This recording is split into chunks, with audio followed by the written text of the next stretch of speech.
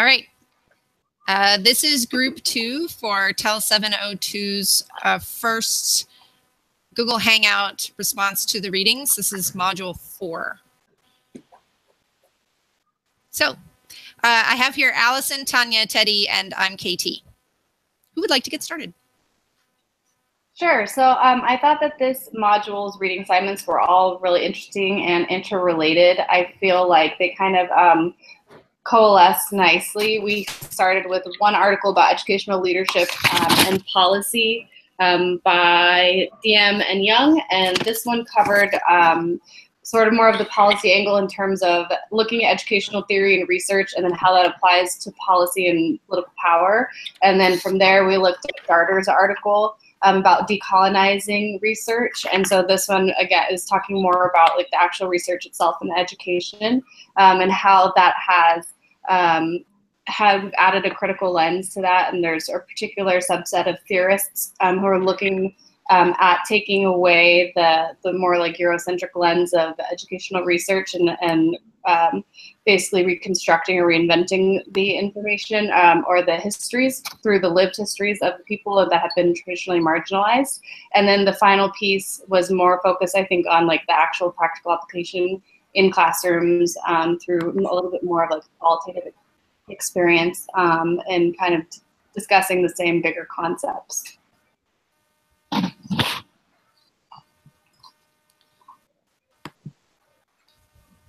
Okay, I'm just gonna jump in. One of the key quotes that kind of kept running through my mind as I approached all 3 of the readings was found in the, I'm not sure if I say it right, but DM and Young article. And this would be on page 841. And talking about as you look at policies and procedures and analyze them for like the root causes and proposes and processes and products that go along with it, they said, we have to be constantly asking questions. Is this the way it has to be? What's the value of doing it this way? How are people hurt by this? And what are the alternatives?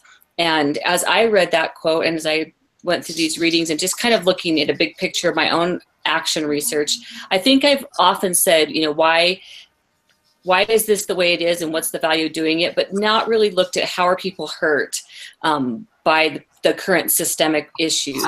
I think we focus a lot on the alternatives, but maybe me and maybe others have glossed over that.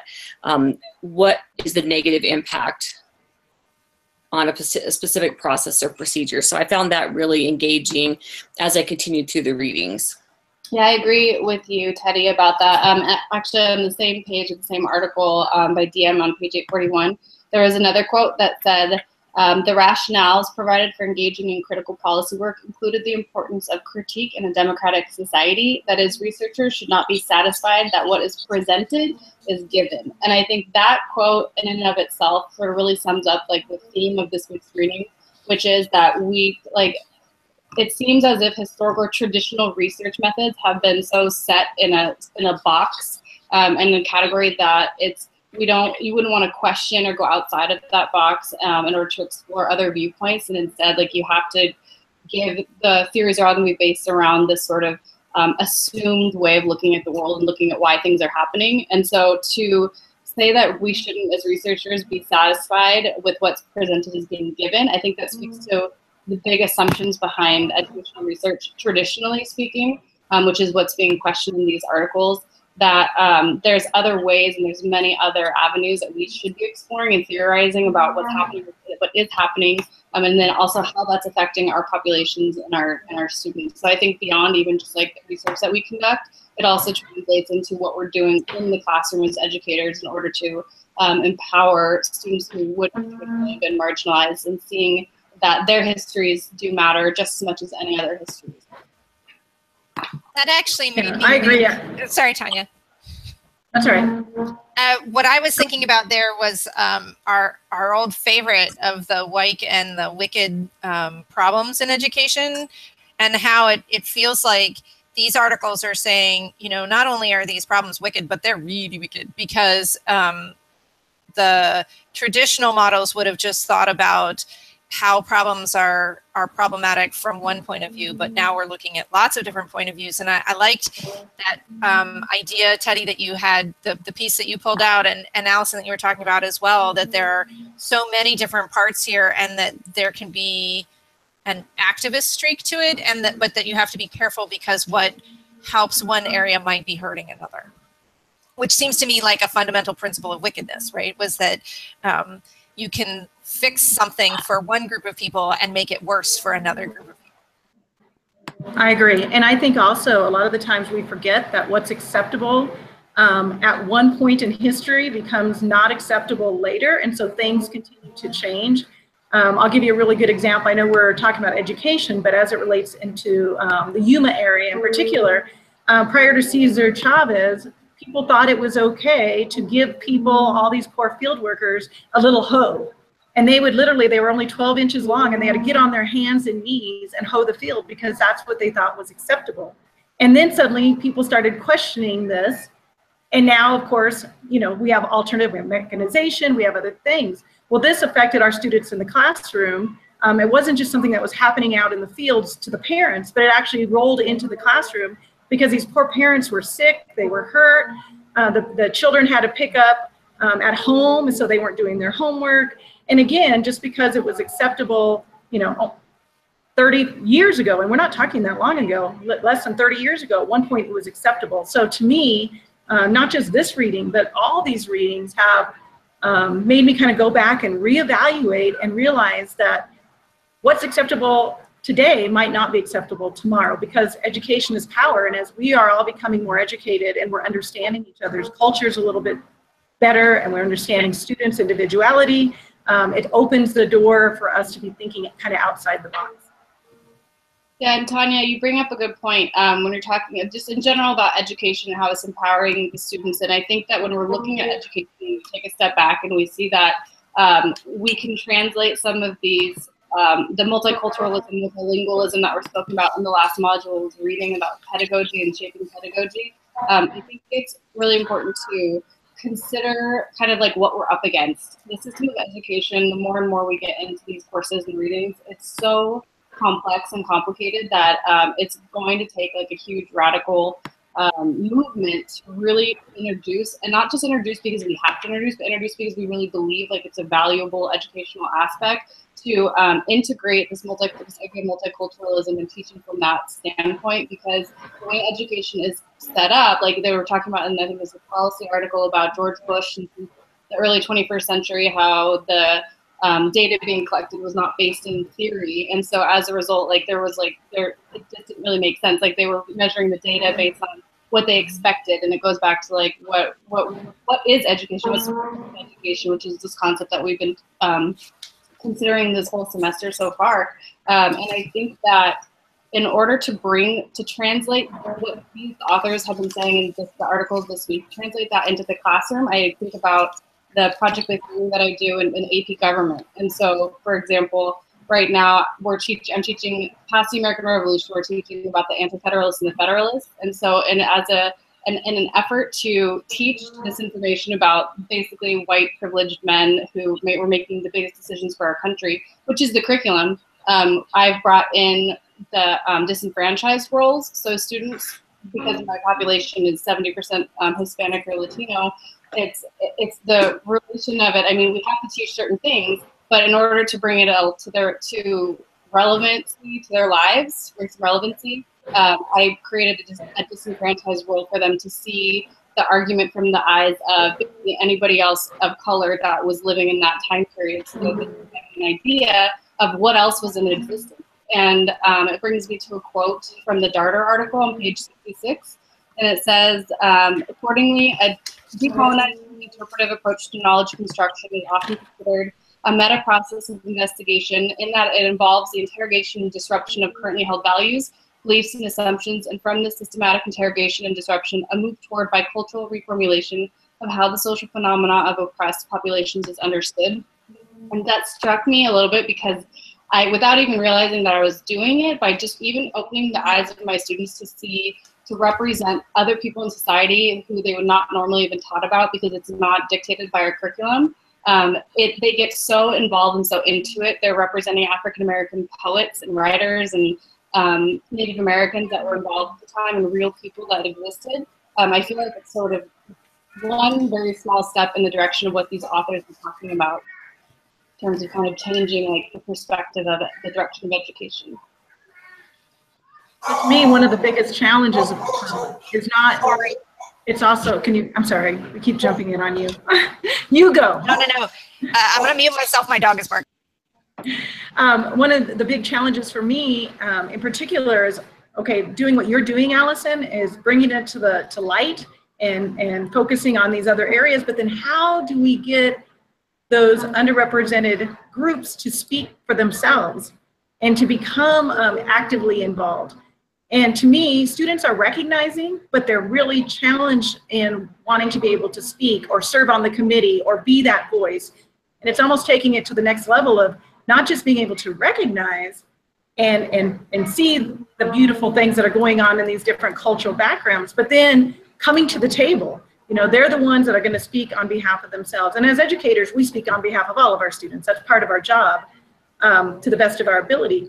But part of my job is then to help my students be able to move through that and not only recognize, but have enough confidence in themselves, be eloquent enough to sit at the table and come to these meetings and represent the group that they're supposed to be representing themselves, right?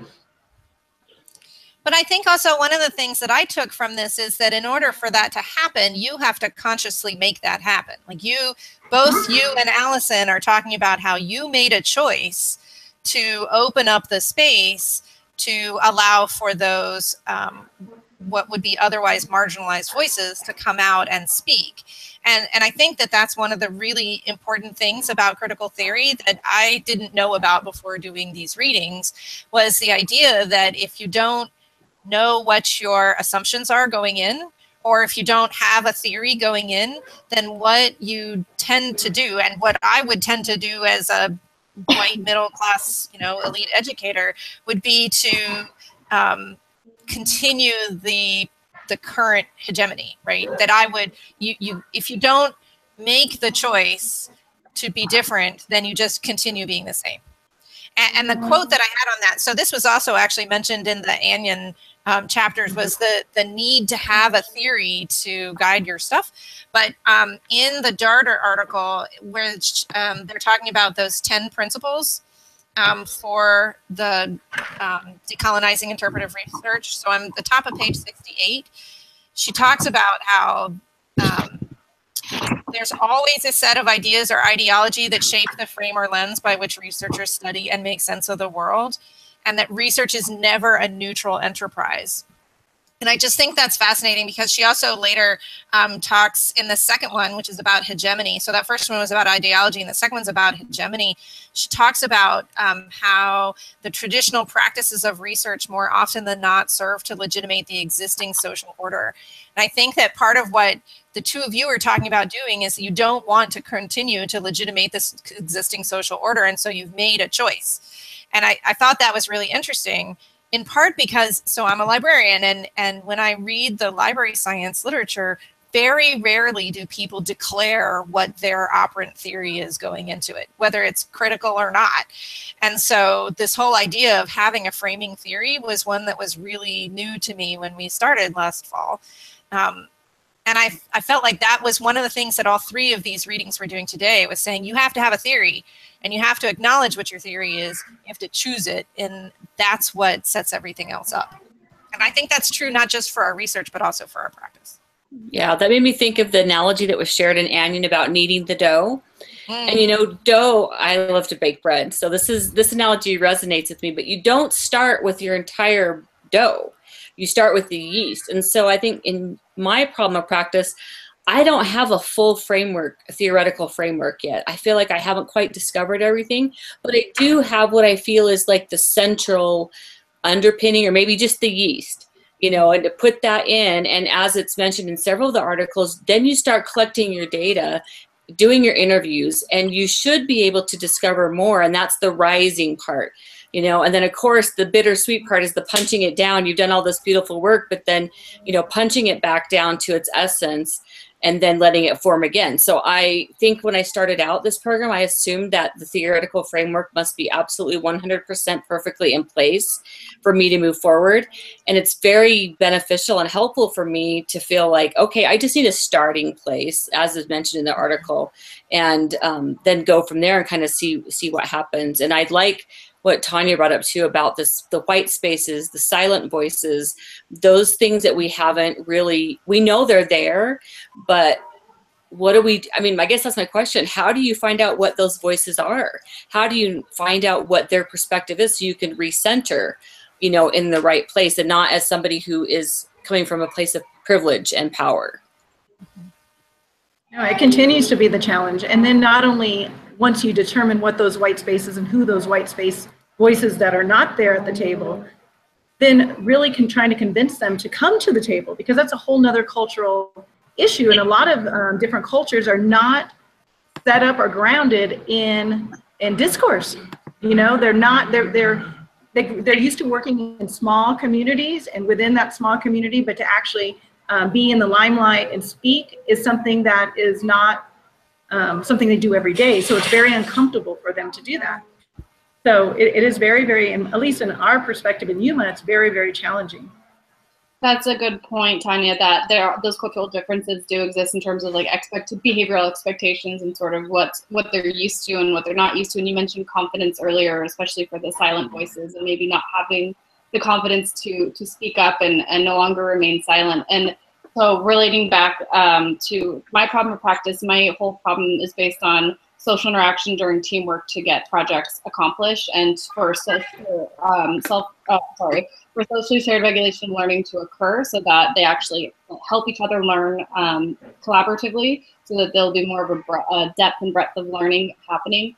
And this goes back to all the quote that Katie, I think you mentioned on page 68 by Darter about the research is never a neutral enterprise, according to the critical methodology. And I agree, but that's also, we're also told to be so objective with our work and try to be we are told we try to be kind of neutral when we're going into it, so that we try not to bias any of our research that we're approaching. And I focus on the concept of ability emotional intelligence, because I feel like that is something that transcends culture, race, class, gender, all of those variables, and that every individual can benefit from learning like certain skills that will enable them to be socially adaptable in different kinds of situations. I understand that that's a big generalization to throw out there, because I know the field of emotional intelligence is grappling sort of with the culture variable and what emotional intelligence means in different cultures. But understanding facial expressions and using that information to guide behavior and thought, I think that's something that still transcends to understand what someone else is going through and then be able to react to that so that you can work together. And then through that, you can learn to use those skills in this like globalized world that we are developing, that we're living in, and that this is the direction of the way things are going. Like I was mentioning earlier about last week's Module 3's reading about multilingual, multicultural world that we're entering into. I think social adaptability and being a cultural chameleon is something that's going to be able to benefit the students and in some way help like foster that confidence that could bring those voices that have traditionally been sort of silent or in the white spaces, kind of bring them into the light, and so that they can have the chance to contribute to the conversation. Yeah, you know, okay, so let me give you a great example. We in our community they'll say, well, the Latinos, the Hispanics don't really want to be at the table. They don't go to open house at school, open houses. They don't come and participate in all the community activities. But what they forget is that they get up at 3:30 in the morning to go to work, and they're not getting home till 6:37 at night. So it's not that they don't want to, and maybe even they can't, right? Maybe they have this beautiful linguistic skill that they could stand up and speak on behalf of the community or behalf of their children at school or whatever, but they can't because of their environments, their home environments, get out to be able to participate. And so it's a huge challenge in our community. How, And do we reset times? Do we really look at, instead of having parent-teacher night at night, maybe we have them on a Sunday? You know, how else can we change our community, our environments, so that they have that opportunity? Because maybe they already have the skill set, but they just don't have the time because of their jobs or, you know, their own environment. In context is really, really important. That's something that was mentioned by the authors, as well as the context of the history of their situations, and absolutely be taken into consideration. Well, and I think that another theme that's across all of our readings, not just the two that we're particularly focused on, is the question of voice and how voice and power are related to each other. And Tanya, what you've just described there is a way that we rob people of voice who, just because of the context, right? There are Right, other contextual reasons that they have no voice, and it's not necessarily because the administration speaks a different language, but it's because of the time of day and the other things going on in their lives. I thought that was really interesting, and that also, I think, gets into something else, and you were just talking about, which is that in empirical research, we so want to be, as researchers, removed from the process of doing the research. And yet it's very clear, especially in the Darter article, that the researcher is an inherent part of the research and can't be separated out from it. Which I found to be a little hard. I was trained as a biologist, and I'm fully in that empirical research thing, and I'm really trying to learn how to be part of this. Before the video, when we were talking, Alison, you were mentioning how it's kind of hard to think about this issue of, if we're not actually part of that community, how do we be that embedded researcher? Yeah, exactly. That's a good point, Katie, that we were talking about. It's when we're asked to question or critique the authors or raise questions about the readings, that does bring me back to the Darter article, which discusses basically that it says, quote, on page 64, moreover, it is not incidental that all the critical theorists who have authored these biocultural texts are members of historically colonized populations. So for us, that puts us in a tough situation, a difficult situation, because if you look at the camera and you look at all four of us, we're all Caucasian women. And so we're speaking about experiences that are happening to other people that are not us. And so this is basically saying that in order to have a bicultural point of view, you would have to be part of that community. So it makes it even more challenging from our perspective, that basically we won't be able to ever put ourselves in those shoes in order to have that kind of ability in that research context to be really critical about the way that educational research is being done. But I think that that's kind of another big generalization. I think that if you are open, it's really complicated, but I think that you can have some credibility if you are one that's immersed yourself in another culture, and you would have some maybe not expertise, but some credibility or legitimacy to speak on behalf of that experience, because the whole point is to be inclusive rather than exclusive. And so this, by saying that if you're not part of the bicultural experience and you can't speak on behalf of that community, it kind of seems counterproductive. Yeah, I can kind of share what I've been doing with as I go for my action research, come to a very firm realization that partnership is the way I'm going to be able to move forward. And so for my action research, that looks like more time and more effort and a little bit more work, because I'm going to have to partner with a deaf researcher, which are not as easily readable, but then also means that I won't have direct access to the actual interview process. So how that would look is I have a deaf researcher and I can communicate with them in sign language what I want, but then allow them to lead the focus group or to lead the interview and record it and then later help me analyze it, which in some ways makes it hard because I have to give up, you know, that tendency to want to be in charge. But like it says at the very end of the Darter article, it says that we have to have a radical humanizing political commitment to uncover, and then it goes on to say, these oppressive structural forces and the knowledge that will create a culturally democratic and economically just future. So I have to value the outcome and the results and their voices more than I value anything that I might you know, in a prideful way take as my work, my actual research, which I think leads it back into activism, which was another theme that was throughout some of these readings, is we have to let go, those of us that aren't in that bicultural situation, but through that partnership, I think we can provide the educational, informational, and maybe strategical information that they might be lacking. We need to be proactive enough and confident enough to set everything up and then get the right people there and let it happen. And that's the confidence piece is hard, you know, especially at our level where we're just learning, we're just starting to immerse ourselves in research. And I think so often we want to control it, where we just, like you said, have to let it go a little bit. It's hard. I'm gonna let somebody else bake the bread that I worked so hard on the dough. Yep.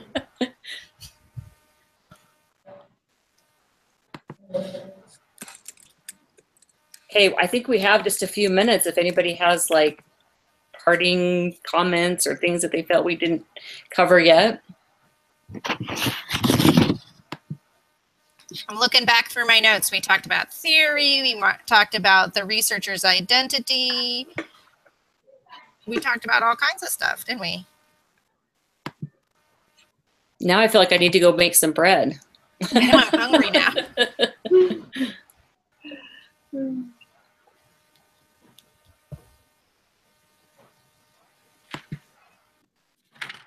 I think I've said everything that I needed to say, and just that takeaway of stepping aside a little bit in this type of work.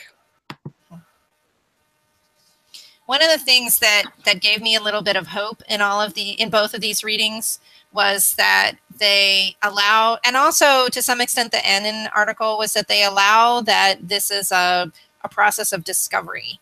And what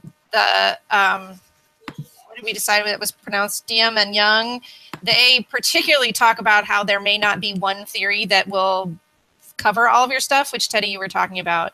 And then in Darter, it talks about how you may be using this lens to bring together multiple theories into one big piece. And that made me feel a lot better because, like you, Teddi, I feel like I kind of know what I'm doing, but I don't have one theory that really is perfect for me. And so trying to bring together multiples, it feels very, I don't know, like who am I to do that kind of work? But it's nice to see that written and reflected upon in these articles as we're doing the best we can, and we're trying to be just and transformative in the process.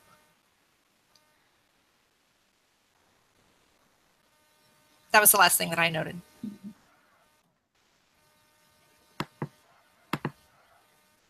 Well, I'm good. Is that all I need to say? Alison? Yeah, I'm good too. I think we covered it. Okay. Well, thank you for spending the Sunday afternoon with me. Thank you all. Thank you. Enjoy your Monday. Bye. Bye. Bye.